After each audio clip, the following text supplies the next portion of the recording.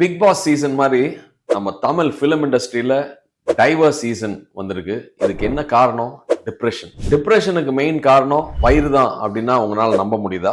So செரட்டோனின்ங்கிற ஒரு happy hormone இருக்குங்க. அந்த ஹாப்பி ஹார்மோன் ஜாஸ்தியா நம்ம உடம்புல இருந்ததுன்னா நம்ம சந்தோஷமா இருப்போம். ஏதாவது சின்ன சின்ன பிரச்சனைகள்லாம் இருந்ததுன்னா கூட நம்ம தட்டி தள்ளிடுவோம். ஸோ செரட்டோனின் கம்மியாகிறதுனால தான் ப்ராப்ளம். இந்த செரட்டோனின் எங்க உருவாகுது? 80% வயிற்றுல இருந்து தான் உருவாகி மைண்டுக்கு போகுது. இந்த செரட்டோனின் உற்பத்தி செய்வது வந்து அகார்மான்சியாங்கிற ஒரு கிருமி.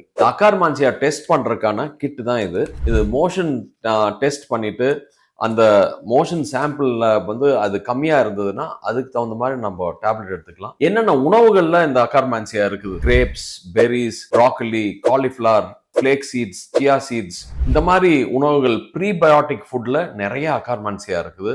இதெல்லாம் ஜாஸ்தி எடுத்துக்கிட்டோம்னா அண்ட் வயிற்றை வந்து அப்பப்போ செக் பண்ணிக்கிட்டோம்னா நம்ம கண்ணையும்